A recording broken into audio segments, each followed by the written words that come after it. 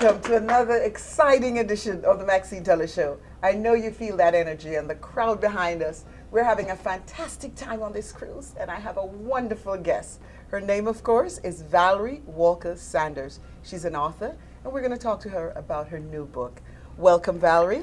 Thank you. It's great to be here. Thank you so much for having me on the cruise. I'm so excited. And how are you? How are you enjoying yourself? Well, it's just a fantastic cruise, and it is just beginning. So I'm looking forward to visiting all the countries, Barbados, St. Lucia, and all the places we have to go. All right, Valerie. Now, before we go into your fantastic book, tell us about yourself. Just give us a little bit about you, Valerie. Well, I was born in Jamaica, grew up in England, and I've been in Atlanta for the past 20 or so years, without giving my age away. All right. So it's been a while. Yes, well, we know you're only 25. So Atlanta is home. Okay. And I am a passionate traveler.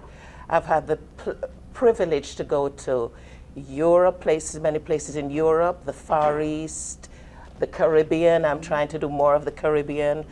But Africa has had a particular fascination for me over a period of 10 years. 10 years. I've visited 17 countries in Africa. And this is what, this is really the product. Is the product yes, of your journey. Exactly. Some people may say, well, it's a small book, but I chose to leave out a lot of the history. Instead, I'm hoping it will provide the reader with practical advice about getting there on a budget. And the name of your book, of course, is? It's African Hospitality. All right. Now, before we get into it, what motivated you to start this book or even do your journey? Let's talk about your journey, because you did that journey and then you documented it and you printed it in a book form. Right. As I said, I've always been fascinated to travel to the continent as a child. I think I was motivated by one of our close family friends who many years ago went to work in the Sudan for the government on a seed growing project. And this was before Africa became popular. Yes, people started to go. And I always had it in the back of my mind, there must be something special about Africa. So when I had the opportunity later on, of course, I tried to see as much of the country as I could. And once I started, I just kept going. I kept visiting every opportunity I had. Okay, now on the cover of this book, Valerie, you have Algeria, Liberia, Libya, Egypt, Niger, Chad, all of these. Have you visited all of these? Well, no, what I did, I first visited West Africa, Ghana, and while I was there, I traveled to other places within the region. Years later, I went to East Africa and did the same thing. I went to Kenya and traveled to Tanzania, Uganda, and similarly with Southern Africa, I did the same thing. Now, when I visited North Africa, I visited Egypt and Morocco, but I went via Europe, and that cut the cost significantly. Because some of those trips cost thousands of dollars, and this is what turns a lot of people off, the cost. One of my questions is traveling to all these places. Did you work? You have work? Of course. Actually, it was a challenge working in the U.S. As you know, the Americans tend not to take long vacations. And it was always a problem. I used to go to my boss and ask him or her, well, can I have a month off or 3 weeks? And it was to travel to Africa, and it was like, why would you want to take that much amount of time? Yeah. But really, a lot of that time is travel time, yeah. because it takes quite a bit. In some cases, I had to go via Europe, Okay. and you had take to a connecting flight to get there. But I have to say quickly something about the title. Right. Yeah, the reason why I came up chose with that that. title? Yeah. Everywhere I went is like the Caribbean. Every country is different, depending on who the colonizers were, or so it was a totally different experience, even adjoining countries. But the one thing they had in common was what I term as African hospitality. Oh, okay. They're And what's proud that? of their countries, and they want to show you the best, and they're just, you know, very warm and friendly people. So yes, for that reason, You named the book. yes, I named the book, and I was able to travel solo to some of these places. No, you know, when you told me this, I was like, you must have some nerves to pick up from somewhere you know you're accustomed to and travel to a foreign country that you have so much negative about by yourself. Yes.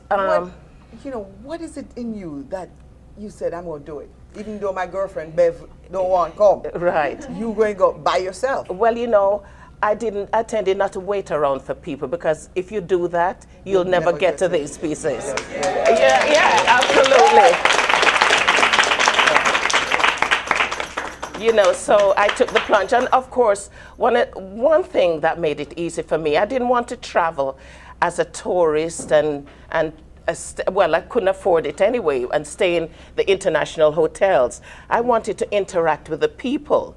So one of the things I always advise people is to get to know your African neighbors in your countries. You know, and 9 times out of 10, they will have a cousin you can stay with, and or a sister, you know, and this has certainly happened to me. And you get a lot more out of the trip by doing that. And you get the grassroots. Exactly. You want to see how the Africans really live, and it's always been 99% of the time it was a positive experience. Wonderful. With that, we're going to take a break. All right. All right, and we'll come back and chat more about this fantastic book.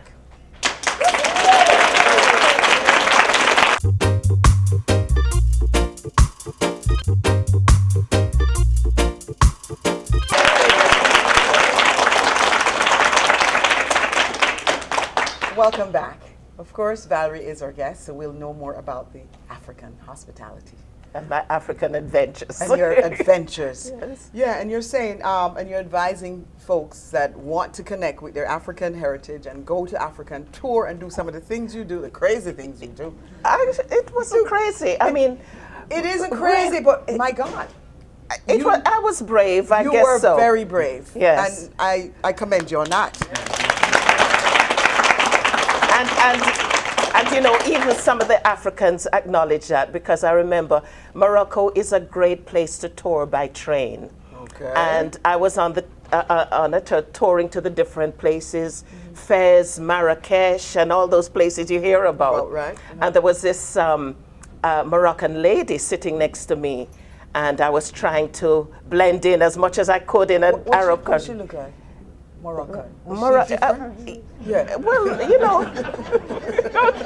Well, okay, she was Arab, dressed, so right, she was dressed. okay. And this is something you have to be very careful about. If you go to an Islamic country, make sure you respect the culture. And as women, you cover your heads. You know, sometimes you see tourists there and the midriffs are out and mini, and to me, it's very disrespectful. So I think you get better treatment that way if they see you respect their culture. And anyway, this lady, she was sitting opposite to me, and when she found out about how I was touring Morocco, she said, "You're really very brave," you know. So she was from there. Yes. Yes. All right. In the green room earlier, you told us about you got interrogated. Tell us more about that. I want to know more. Yes. Actually, yes. Most of the adventures were positive, but this particular time I was in Kenya, East Africa, and I went to Tanzania on the overnight bus, which is a local way. By yourself? By myself. I was sitting trying to blend in, And when we were getting ready to cross the border into Tanzania, there was a stop, and the officials were inspecting the bus. I don't know whether they were looking for drugs, but they realized I was a foreigner traveling with an American passport. And they just wanted to know, what is this woman traveling alone with an American passport? So they actually took me to a room. And they took you off the bus? It took me, yeah, well, by then everybody was off the bus. They took me to a room, and all my fellow bus travelers were there, witnessing the questions. They were asking me, you know, what are you doing here? You know, it's the middle of the night. And one of the people, men on the bus, said, oh, she's all right, although she has an American passport. She's okay, she's Jamaican. And then they released me. They released me, and I could go on my way. Okay, that's funny. That's really funny. And to this day, I don't know how he knew I was Jamaican, because I thought I looked. They have their way of knowing. Trust me. You get on that bus, they're checking you out. For sure. All right.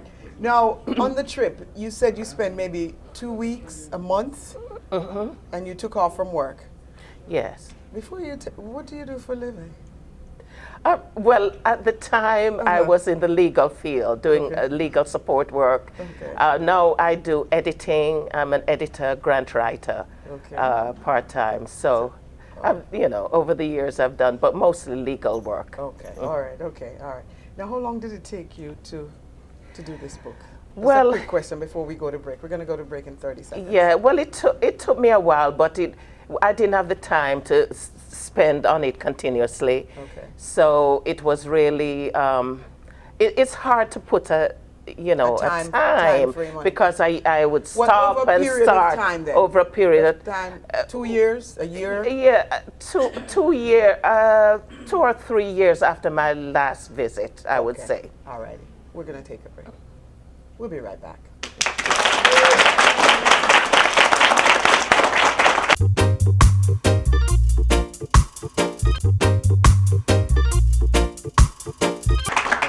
Welcome back, of course, to the Maxine Show and on our cruise, the Maxine Show Cruise.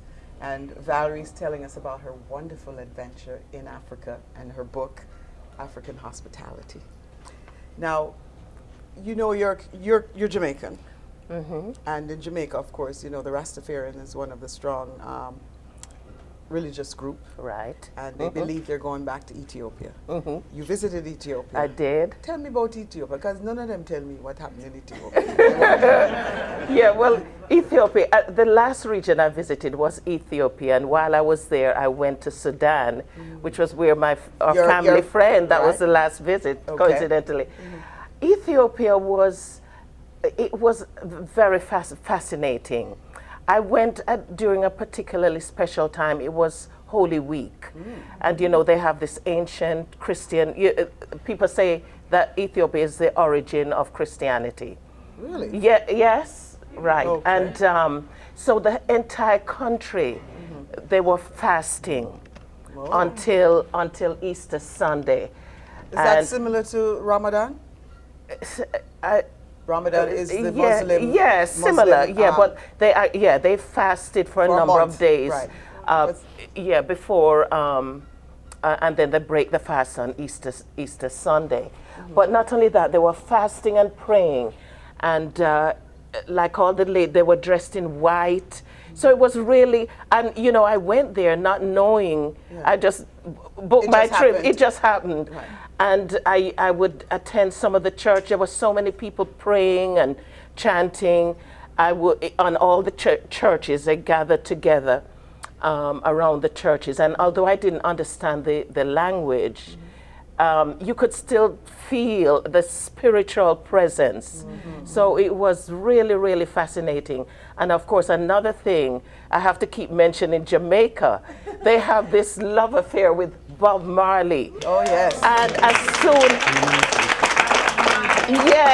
as soon as you talk to the Ethiopian people and they realize you're from Jamaica, they said Bob Marley. We love Jamaicans because Jamaicans love Ethiopians. Right. And you see, the thing is, there are other Rastafarians from elsewhere in the Caribbean there. Okay. Because I also had the opportunity to go to a place called Shashamene, which is in the southern Ethiopia.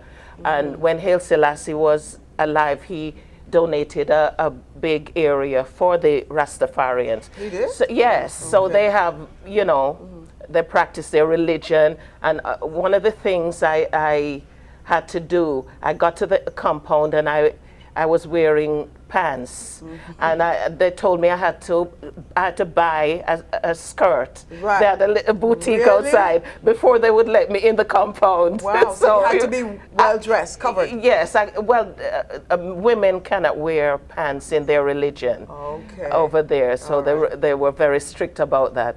But it was just an absolutely wonderful experience for me. They're still watching old Bob Marley films on the TV to this day. And listening to his music. Yes, and they're billboards in Addis. And also I got to see some of the ancient cities, which I had to fly to. So it was a wonderful experience. Okay, what about Sudan?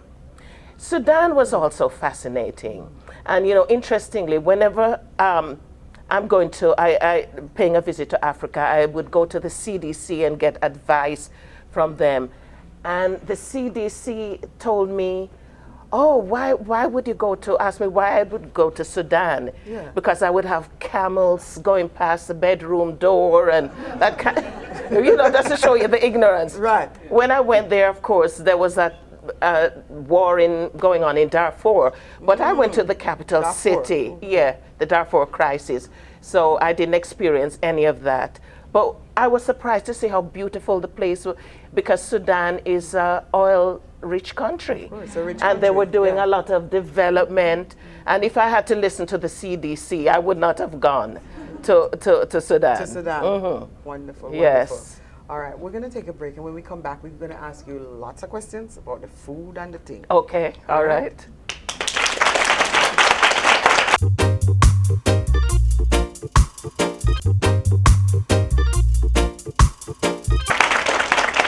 Welcome back. Now, this is just the last segment with Valerie, and we're going to bring another guest on, another fascinating guest, just as fascinating as Valerie is. Valerie, we're wrapping it up on this segment with you. Talk to me about the food in the different areas. Were they that different? I know they're going to be different from us because of our own culture. We are from Africa, so we have some of that. How different was the food in all these other places? If you can wrap that up. Right. Yeah, there was a lot of difference region. In West Africa, they tend to do a lot of peppery stews, like Ghana, Nigeria. But in Kenya, East Africa, they do a lot of like roast meat, and they have a lot of the British influence, I think, too, in their cooking in the East. And South Africans, they're big meat eaters out there. And do they do goat? Especially I had some of the best goat in. Did they curry it? No, they roast it. No, typically they don't do curries, but in East Africa, Kenya, I had some of the best goat meat. Yeah. How do they cook it? So, well, they roast it. They roast it or bake it. Okay. And it tastes good? It's wonderful. Okay. I found the food to be so fresh in Kenya, especially. Of course, yes. What about the ground provisions, as we call it? Well, in West Africa, I know in Ghana, you see a lot of yams everywhere. Yellow yam? No, white yam, Ghanaian yam. Yellow yam is unique to the Caribbean. Okay. Or maybe I'm in Jamaica, yes. But they have the huge yams. Okay. They used to be on the side of the road just selling yams. Oh. But typically they ground it, beat it, and do it in fufu. In a powdered form, and have it with their stews. Okay. But I was a big lover of African food even before I go there. And this is one of the benefits of getting friendly with your African neighbors and tasting the food. So that way, when you go to the motherland, you're all right. Well, I know some of them eat with the hands. It's native to just wrap the food. The communal eating. Okay. You mean when you sit with the family? Yeah, when you sit with and they take a little fufu and, Okay, all right. And well, we're so going to move on because we're running wrap it out up. of time. Right. Mhm. Language. Oh. How were you Well, with those languages? I You did speak Swahili? just a little, one or two words. Oh, okay. I did fine in places like Ghana, but I didn't do French. In college, I did Spanish, but I was lost with French. Yeah. Places like Togo, Benin, they're French. Okay. The only place, and I could usually get by because a lot of the Africans are educated in English, former British colonies. Tanzania, I felt like a foreigner because everything is Swahili, in Swahili. Yeah. They speak, and even when you go to the restaurant, the menu is in Swahili. So I couldn't, I was lost. Although I love Tanzania, I was really lost. So how you travel if you can't talk the language? Well, I did. Look, I went to China and managed, even though I don't speak Chinese. So you always will find one or two people who can, and usually in the hotels, you find people who can speak several languages, so you'll get guidance from them. Okay. Now in Ethiopia, that was a real challenge. When I went out to eat, and ordered something, I had no idea what was going to come on my plate. It's like, did I order this? So that was interesting. And you ate it? Well, yes, it was regular food. I just didn't know. No, the food was okay. It was okay. I don't take chances when I usually like, to recognize something I'm eating. Mm-hmm. Very good. Yeah. I take my hat off to you, darling, because I don't think I could do it alone. And I've done some crazy things in my life. You can do it because the Africans, they'll protect you. They will. Yes, All yes, right. they will. Now, Valerie, where can we find the book? Well, African Hospitality is available with my publisher, Ex Libris, also on Amazon.com and BarnesandNoble.com.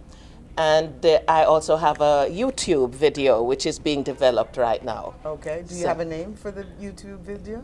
Well, if you plug in African Hospitality 1, you can see a little clip. All right. Yes, Very but good. it's a work in progress. Very good. Well, thank you so much. Yeah, thank Valerie. you. Stay tuned. We're going to be right back with our next guest.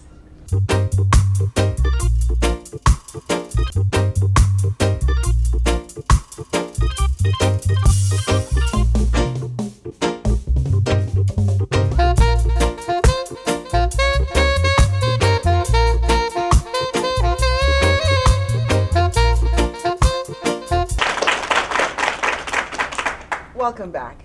Now in this segment we have a fascinating lady. You see how bright she is? She's beautiful. She's from Ghana. Her name is Akushika. Did I say that right? Yes, you did. Welcome, Akushika. Thank you. How are you? I'm doing good. I'm nervous. You're a little nervous? Yes. There's no need to be nervous, it's just me.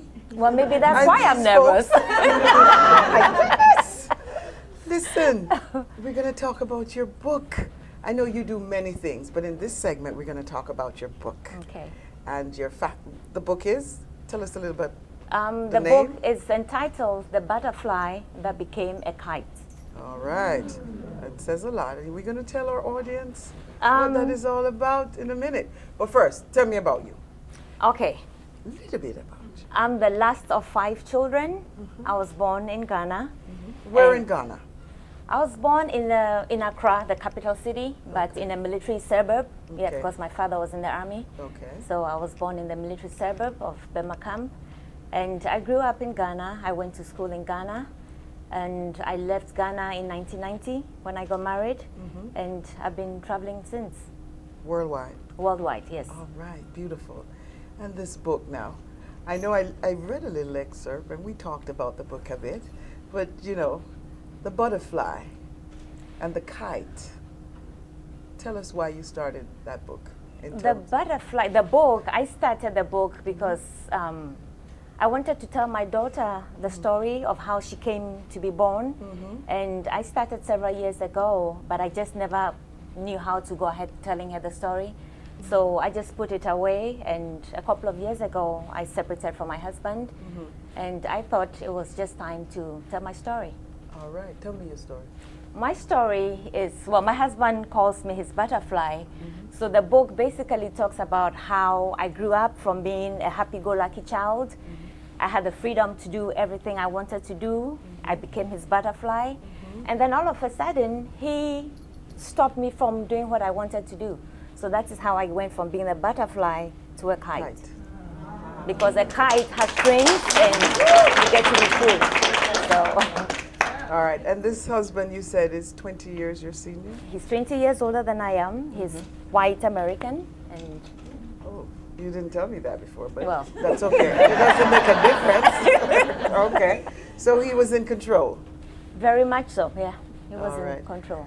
Now, during this period of time, when you said, you talk about him called you the butterfly, that kept you happy? I was extremely happy You were- because I'm colorful. So when he says butterfly, it's like, hey, okay. All right. All right. Now, you said you traveled a lot. A great deal, yes. Okay. And I remember saying, is this man very wealthy? Or is... It's relative. It's just income. It's Okay. not like he has millions of. To me personally, it's not wealth. He's not wealthy because I could use more. You could use more. But you were accustomed to not working? You traveled the world? Yes. I'm sure he had enough ching-ching. He managed. I'll tell you something Yes. actually, because when I first met him, Yeah. he was going through a divorce. So He was? yes. Okay. So money was very limited. So I had to learn to get by with very little. And I remember one day I wanted to drink apple juice.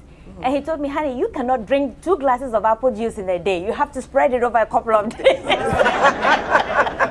You are kidding. Yeah. Oh, so I know how to be frugal. You know how to and be I know how to, frugal. yeah. Okay. All right. And we talked about your girlfriend. You didn't realize that you were a kite with your girlfriend. Actually, this was a complete stranger. She was a stranger? Yes. Okay. I met her, I was doing a show in Las Vegas. I was showing my fashion collection. And I think I was just so stressed out. I needed to talk because I've never really had friends that I could talk to when I needed to just talk. So I just caught myself telling this lady how there was no continuity in my work.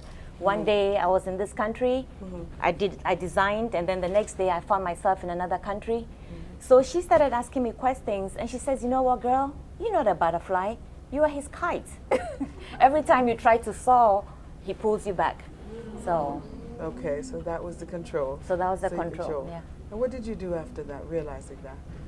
I decided I needed to do something to sort of cut off all limiting beliefs, so I shaved my hair off. You did? I You went did. bald? I went completely bald. And what was the statement on that? Or From my behind that? husband, it was just to show I needed to be liberated. I needed to get rid of all the weights on my shoulders. Okay. So I remember when I cut my hair, I dumped them all in the trash bin, and I said, this represents limiting beliefs, and I threw them all out. Very good. And of course, my husband didn't like it. He didn't like He it? didn't like it. So how did he react? Well, He wasn't abusive, though? No. Well, Not physically not abusive? physically. I called what I was experiencing, I called it emotional abuse. Because he would tell me things that I just couldn't understand, because coming from Africa, being in an interracial marriage, certain things a husband doesn't tell a wife. I mean, imagine he comes and says, honey, I met this lady and I want to do such and such and such with her, and that person is somebody you know. And he yes. And it's so erotic, it's so intimate. So every time you see that person, you ask yourself, has he done it? Did he do it? So, and it just went on for too long, and I just couldn't deal with it. Wow. So he was a little freaky. I guess so. Okay. All right. No, I'm pretty stuck on that one. I want to ask a question, but let's move on that one. Okay, Akushika. Yes. You decided at what point?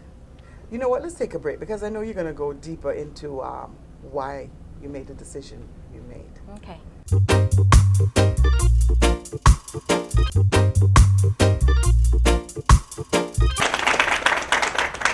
Welcome back. My guest, Akusika. this fantastic African queen, is here telling her story about her. Really, it's about her marriage. And I really want to get into the marital part of it in this segment. Okay. I'm not going to ask you too much. I won't go too far, but that's not in the book. Okay. And I know what you have in the book. So we're going to cover it, okay? Okay. Are you okay with that? I'm good. Okay, all right. Now, during this marriage, you said you're married to, it's an interracial marriage. Yes. How is it different from your typical African marriage? Was it a marriage you expected? I know you knew it, you were the butterfly, so you felt like you were the greatest thing on earth. You're the queen, you're the queen bee, and so forth. But how different was it? And we know that he was controlling, and African men are controlling too, so we won't forget that part, you know.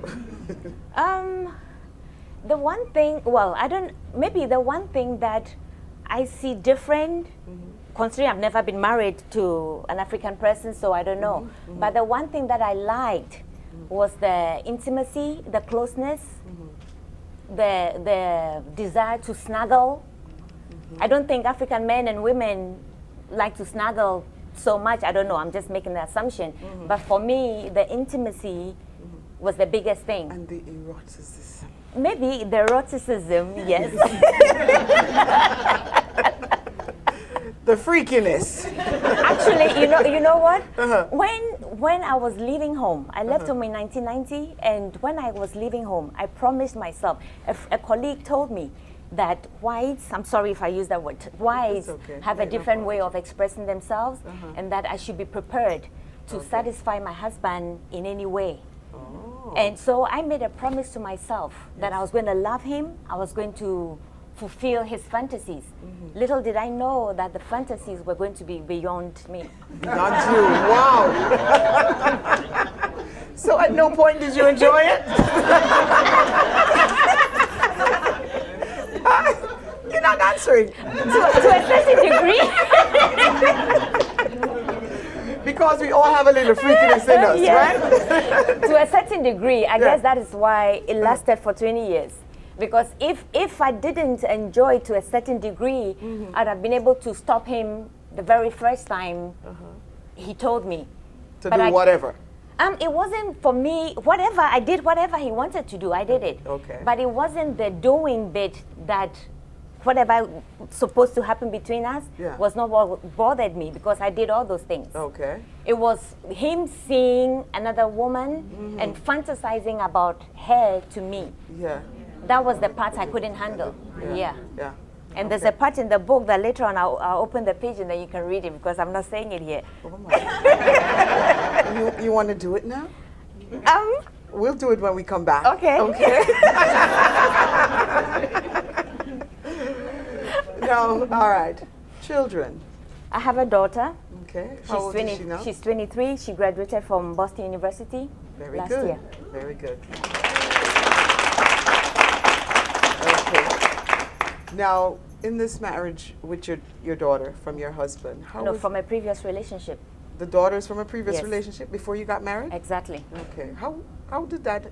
I was dating this gentleman. No, not about the gentleman. Oh. In the marriage. In the marriage? With the daughter that's not his. Does he have children from another marriage? Yes, he has a son. Okay. Yeah, he has a son.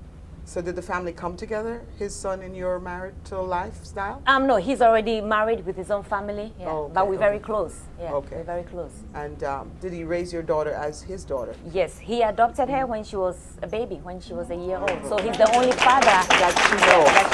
Yeah. Very good. And they now still have a relationship? Great, yeah, big, Okay. good Beautiful. relationship, yeah. Good relationship. All right, wonderful. Is there anything else you want to tell us about the marriage before we go to break? What do you want to know? What a guess! I want to know what's on that page in that book. Stay tuned. We're going to be right back.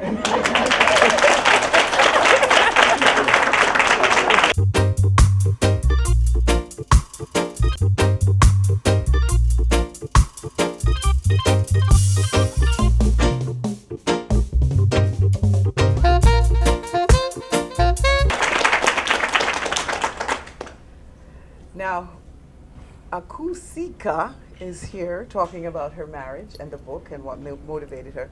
Now, I didn't ask you what motivated you to write a book, because I know you finally separated and you're not divorced. No, he doesn't want a divorce, and neither do I.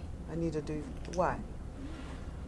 Um, Don't you think there should be some finality? I think so, but I think I'm not in a big hurry. You're not in a big hurry? So long as I'm free to do what I want to do. All right, before, I'm going to come back to that. Okay. All right? Because you said he had so much control, and he would pull you in when you started to go astray. Yeah. Going astray means being independent, Yes. being your own woman, doing your own thing, Exactly. desiring a career of your own. Yes. You went, tell me the story about getting out of that control. How did you escape it? What were you doing underneath that he wasn't aware of that made you decide, today I'm shipping out? It was just bits and pieces of things. I used to, he lives in a different country. He lives in South America. And I always visit him on a visit visa. So that means that when I go, I can only stay the length of time that I'm giving. So because I wasn't happy there with all the things that were going on in our marriage, I was always looking forward to the end of my visit. Okay. Now he's in one country and you're in another. Yes. How to control? How does he control you when you're away from him? It's not a physical control whereby he's pulling me. No, I mean in terms of what you do, because he has a handle on the purse. Yes, right? exactly. He has the money. He has the money, yes. Right. What were you doing when he's in one country and you're in another? Is it that you're always separated, or you are, at this particular time, you were separated? No, we were not separated. We were still together, married. But just living in different countries? That's how we've always been. Really? We lived together till maybe 2002 in Portugal. And then in 2005, he had this consultancy offer, so he went to South America. But because he signed the contracts to be there on a single status, I couldn't move in and live with him. So I had to stay back in Portugal and just visit him back and forth. So it was a process of trying to do my business and visiting him at the same time that there was no continuity. One day I'm here, and then the next day I'm supposed to be in another country to do a show, and I realized it was taking toll on my work. So then that was when I decided that, you know what, I cannot do this anymore. I needed to stay put in one place. So when I stayed too long at home in Portugal, he claims he misses me and I'm not there with him to support him. So then as soon as he says that, I pack up my bags and go, regardless of what business I'm supposed to be doing. So then I rush to him because he's lonely, he misses me. And then I get there, and then all the emotional abuse, all the fantasies, all his things really get to me. As soon as I walk through the front door, it's like, why am I here? And then I just start counting the weeks, start counting the days. When the time is up, then I leave. And then he started complaining that I wasn't being there long enough with him. And then I realized I just couldn't do so that. how did you prepare yourself to leave him in terms of supporting yourself, since he supported you financially? I thought it was about time. In the past 10 years earlier, I wanted to leave because of something that happened, but I was afraid. It was like, I've been so used to this lifestyle. I hadn't worked for so many years. The last time I actually held a permanent job was when I was 26. And so I didn't know how to get back into the job market. I didn't know what to do. I'd become too independent as a wife to go back to call somebody boss, madam, or whatever. Okay. So I was afraid of what I would do if I went back on my own. Okay, so what did you do? How did you prepare yourself? I thought, you know what? There's so many people out there who don't have what I have, and yet I see them in the streets having coffee and they're smiling. And I couldn't remember the last time that I actually smiled. So I thought, I'm getting out of this thing, whether he liked it or not. So I had a meeting with him. I wrote it on a piece of paper. I said, okay, honey, these are the things you do that I don't like. Let's talk about them. And I listed them out.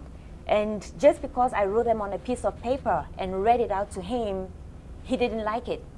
So he reacted and he slammed his fist on the table. He said, well, if you want to come back, you're going to have to let your hair grow. Then it dawned on me. You were still bald? I was bald then. Yeah. Then it dawned on me that for him, cutting my hair was a sign of independence. But for me, it was just to show to myself that I was capable of doing whatever I wanted to do for yourself. For myself, yeah. We're going to be right back. Okay. We'll be right back.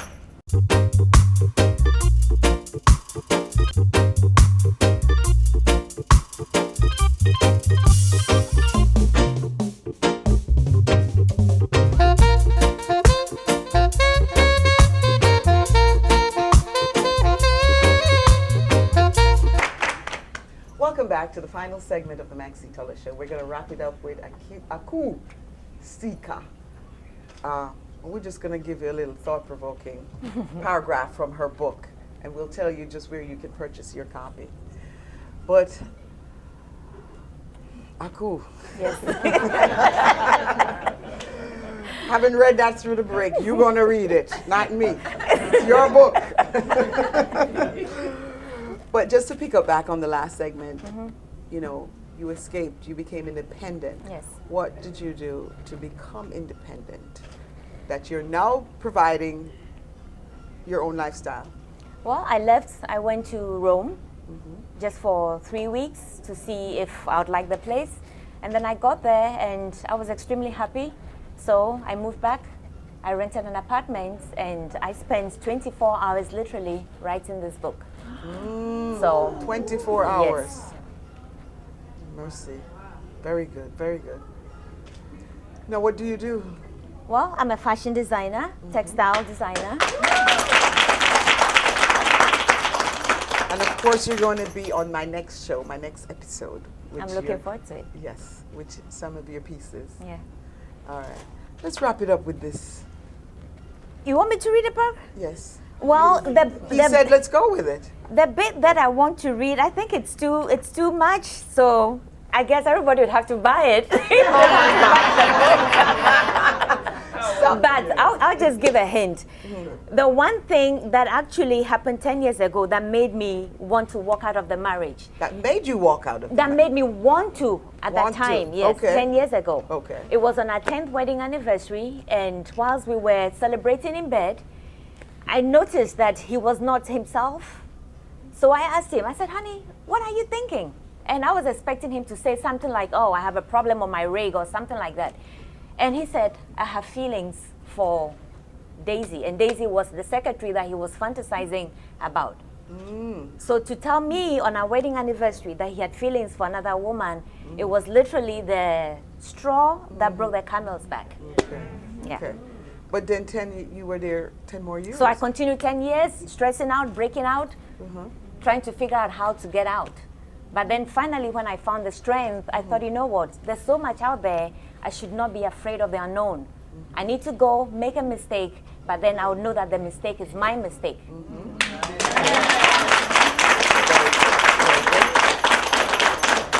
And did you make any mistake? I did. Many, right? Many. Many. I ran out of money. Number one. So you couldn't ask him for money then, and you didn't want to. Actually, I asked him for a favor just 2 weeks ago, and he obliged. He did. Yeah. That's great. So you have a friendship. I thought if we're going to separate, we have to separate amicably because it's bad karma. He's been very good to me, extremely, extremely good. And you know, when you throw a ball to the wall, it comes back. Okay. So we're friends. Yeah. Okay. All right. Now, how can one get a copy of your book? Tell our audience. Okay, it's going to be available on lulu.com. Oh. On lulu.com. I guess I'm just too excited. Very good. It will be available on lulu.com and starting from the 1st of May.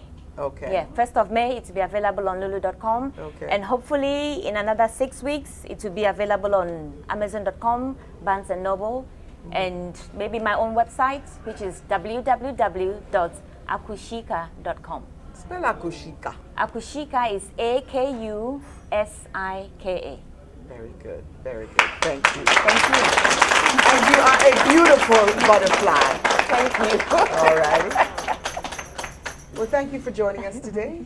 Do join us again for the next episode when we'll have Akusika and her fashion And another fashion designer, of course, is Roxanne with her Famika by Roxanne Chen. See ya.